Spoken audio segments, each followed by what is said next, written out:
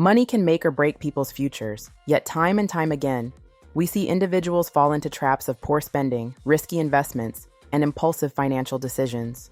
From blowing paychecks on luxury items to gambling away life savings, the internet is full of jaw-dropping examples of how quickly money can slip away when it isn't managed wisely. Bad financial decisions don't just hurt wallets. They can impact families, futures, and mental health in ways people don't always realize until it's too late. In today's world, with TikTok trends and viral stories shaping how people spend their money, the cautionary tales just keep coming. Viewers everywhere are fascinated, and sometimes horrified, by how far some people will go when it comes to money. These videos serve as both entertainment and a stark reminder that financial literacy is more important than ever.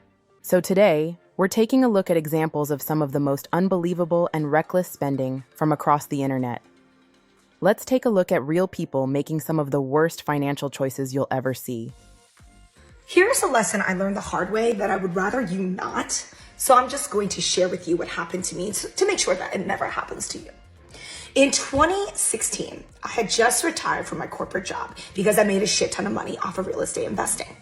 And as a high net worth young woman, I was 28 at the time, it was really hard to date because a lot of men were actually intimidated by my level of net worth and how many homes I owned when they owned no property and did not have the knowledge that I had in both career success and financial success. So as a woman, it's really hard to date as a really wealthy person at a young age, who's also Asian and extremely aggressive, out of the box, not normal, I would say. But at the time, I was still trying to make it happen. I was still trying to find somebody. And I met this guy who graduated from Harvard. And he had a regular job. And I forget what job he had, but he had a degree from Harvard. And I think in our culture, we overvalue, it's certainly my culture, we overvalue the importance of grades and good schooling. In fact, it's everything that my parents raised me to be. They were like, you need to go to Harvard, you need to get the best grades in the world. In fact, that's what caused so much childhood angst against my family because of this ridiculous pursuit of knowledge. And being Chinese American, that is very much an annoying thing. But deep down inside, because of the way I was raised, I have a respect from the brand name Harvard. I naturally think, well, people who graduate from Harvard ought to be smarter, ought to be better, ought to be more successful. And I'll tell you that this is wrong. And if you continue to think like this, you will have the same pain that I suffered. So let me tell you the story. So I'm dating this guy from Harvard. He's neither extremely good looking, extremely charming, or interesting, if anything. But because he went to Harvard, because I knew that if I brought home a Harvard boy, oh boy, would my mother be so proud of me. So I thought, let me give this man a chance. So we went on a few dates and they were nothing to write home about. Not interesting, not exciting. But I'm like, maybe I've just given up at this point. Maybe I'm just never going to meet a very exciting man. Maybe this is the best I can do. Is some boring guy who graduated with all the right degrees and all the right this and that and has the right job. Check. Maybe that's all I can do. And that's what I thought at the time. It gets worse. So not only did I not really admire this guy from his personality perspective, but just admired where he went to school and his accolades. It gets worse because I started asking him for investment advice. The reason behind my thinking was this. Well, he went to Harvard, which means that he's got to be somewhat knowledgeable. Another thought that I had at the time, well, he is kind of awkward. Maybe he's one of those savants. Those savants are really good at math and they really understand, all of the trading things. And this is how those people make hundreds of millions of dollars because those savants are super socially awkward, but then they're super knowledgeable and know how to make the right investment bets. So I figured this bro is probably one of these guys. Boy, oh boy, was I incorrect. Because when I asked him, what should I do if Hillary loses the election? He's like, you should sell all your stocks because that is the best thing to do. Now, keep in mind, I'm sorry to say, he was a mediocre white man, as it turns out. And I gave him way too much power and knowledge to even listen to a minute of this man's suggestions. Because he neither had the money that I had, the wealth that I made, he neither had the success that I got in my career, but yet due to how our society is structured, to take advice from people who graduate from good schools, who seem knowledgeable, authority figures, white males, I figured this bro might know something or two. Boy, was I wrong. And because I'm a risk taker and I love to have a good story, I was like, let me sell all my stocks just to see if this savant is right. Because if I'm going to bet, I'm going to bet big. So I sold all of my stocks. Donald Trump wins the election. All of the stocks that I sold could have been a street value of probably 6 figures by now had I not sold it. So don't make the same mistake I did, as in give other people too much credit. And that's what I did. Because I thought this guy went to a good school, because this guy could potentially be a savant, because this guy is a white male, I figured he knew something that I didn't. Turns out I still know more than that guy does. And it was my big mistake to listen to lesser knowledgeable people. Oopsie daisies. Lost me a shit ton of money with that simple suggestion, simple recommendation on his end. A man with no practical experience, but a shit ton of knowledge. I mean, if you wanted to debate the guy, he could debate with you nonstop. But in reality, was he successful? Was he accomplished? No. So take the lesson. What is the lesson? Well, the lesson is knowledge is not so much power if you do not act and have a track record. There are plenty of smart people in this world. There's plenty of people that went to excellent schools and got the excellent grades, but they are nothing to aspire to, and they don't know more than you do. In fact, some people I know that didn't even go to college, didn't even finish school, are more accomplished than that guy. So don't ever, for a minute, give people too much credit based on credentials and pedigree. You will make a humongous mistake like I did. But thankfully, I have a lot of other assets, so it doesn't really matter. Buying a brand new car was the biggest financial mistake we have ever made. If you don't know, we had a paid off Ford Expedition. It was a great car, literally drove just fine. All we needed to do was get the tire fixed, and I think we needed a new battery. Very easy, cheap, simple things to do. It wasn't older, it was a 2022. Fit all of our kids, great.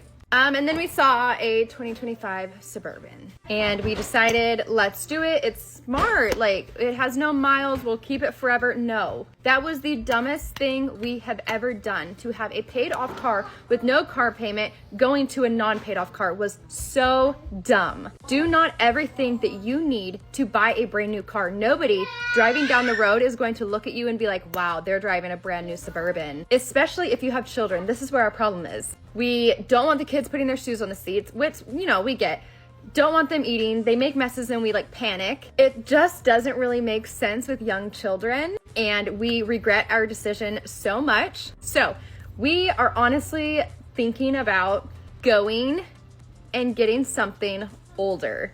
We do have equity in our car, and so we've thought about going, taking it in, looking for something no more than like 29, 30,000, and just not having a car payment. $800 for a car payment is literally just, stupid. It was the stupidest financial mistake we have ever made. So now we're looking at cars, kind of seeing what we want to do. I have been looking into the Toyota Highlander, I think it is. And I think the Sequoia we're also looking at. We obviously need 5 seats for kids. And obviously we don't want a ton of miles. So let me know what you would do. Has anybody ever turned their brand new car in for an older car? I just feel like having the financial freedom is so worth it, because $800 is a lot. That could go towards our house. That could go towards so many other things. We wouldn't have to worry about the kids like, oh, putting their foot on the seat and being like, hurry up and get it off. And again, I think it's important children take care of things. It is important, but you know what I mean. Anyway, let me know if any of you have done that, because we are highly considering it. And again, don't ever buy a brand new car. Nobody's going to look at you going down the road in your little 2025. Nobody. 60% of people finance their Coachella tickets, and this is one of the worst financial mistakes in 2025. Don't scroll. I'm going to tell you why. So Coachella tickets cost $649 for week 1 and $599 for week 2. Let's say you finance your ticket. This simply means you do not have enough money to pay your ticket upfront. So you're probably living above your means, right? Now, for your accommodation, you either stay at a camping tent, which will cost you money, or you stay at an Airbnb, which is pretty insanely expensive. Airbnb owners are crazy during that weekend. An Airbnb that will usually cost you $100 per night Once it's Coachella weekend, that Airbnb will go for $2,000, depending on the distance. Now, you can choose to get an Airbnb far away like I used to do when I used to go. I'll drive an hour, 30 minutes, or 2 hours with my friends from the Airbnb to the venue. The cheapest way will be to get the camping tent spaces, which will cost you minimum $179-ish. And now, remember, you have to wait long ass lines for the shower. It's just uncomfortable and it's ridiculous. Now, let's talk food. You probably have to pay like $12 for a coffee. A slice of pizza back in the day is $10. I don't know about now. Maybe it's even crazier. Imagine you buy a burrito for you and your girl. $30 each. That's $60 on one meal. You still had to buy clothes for Coachella, by the way. That's an expense that already happened. If you're coming from another state, that's a whole different expense. Once you have to finance the ticket up front because you cannot simply afford to pay it up front, then don't even bother. It's not a smart decision. You can stream that shit on YouTube. I owned this car for literally one day. Okay, you guys, the past 2 days of my life have been so insanely stressful, and let me tell you why. So I bought my car. Woohoo! Yay, I didn't even get to really like enjoy it because the financing and like all of the contracting part, they fucked me so hard. They messed me up so hard. I didn't realize how bad the refinancing contract was, blase. I didn't realize any of these things until, of course, I call my father and I tell him like, I'm all excited. I'm like, oh, they did this and this. And my dad's like, what? Basically, they signed me up for gap insurance, didn't need it. And honestly, guys, I can go back and forth about how shitty the contract was, but luckily there's a 2-day canceling like contract fee. So instead of buying this car that I was so excited to do, I am no longer buying this car, and I'm here at Mercedes-Benz right now and I'm dropping it off. I owned this car for literally one day. I'm just gonna trade it in, forget the contract, whatever, and in a few months I will be getting into a new car. And I say a few months because we have some life-changing things coming up that you guys don't know about yet, and you guys will know very soon, and then you will understand why it is not smart for me to get into a vehicle right now. Okay, so stay tuned for that. But yeah, long story short, I feel like I really try to do what was best financially. I was like, okay, I'm gonna buy this car for the low, and then I'm gonna sell it and I'm gonna flip it, whatever. It was not that simple, and it was never that simple. And I'm just a girl. Walking away from the situation, I can say that I learned a lot and what not to do moving forward. So I am blessed and grateful for that. But I'm really not liking Mercedes-Benz right now, or like the people at this exact location, because of how they went about things. They literally played me. Anyways, I'm here. Let's drop it off. Whatever. I brought Pumbaa. I brought him today for some emotional support. Come on, Pumbaa. Let's go. I have officially arrived with my special guest, Pumbaa. How I messed up on Social Security. And I bet there's a lot more people out there that did exactly the same thing I did, and we're all paying for it now. So here's some advice. I know you kids don't like to take advice from people sometimes, but here's my strong advice. Pay into Social Security. Even if I know that if you are sole proprietor or you own your own company, you don't have to pay into Social Security. You got to pay into it if you work for another company, and then the company has to report it. That's the way it works. But if you are a sole proprietor, pay into Social Security. You know what I did? I kept saying, for 40 solid years, I kept saying, oh, by the time I reach this in my 60s, they're not going to have Social Security anymore. So why am I going to do this? I said this over and over. I mean, what a mistake that was. Because now I'm 70. So 50 years ago, I was saying, oh, I'm not going to pay into it. And now, I only get $800 Social Security. That's it. So I'm busting my butt out here, trying to accommodate, what do they call it? That doesn't matter. I'm out here hustling at 70 years old because I don't have enough money. Oh, to supplement. I'm trying to supplement my Social Security. My savings isn't going to cut it. So I have to work. That's why I work so hard, you guys. So guys out there, pay into Social Security. And you know what? If there's anybody out there right now that is in the same situation I am, please comment so these younger people will believe me. Yeah, and just please comment. Our world depends on this. I know it sounds crazy, but it does. I've started quite a few successful businesses and I manage multi-million-dollar properties.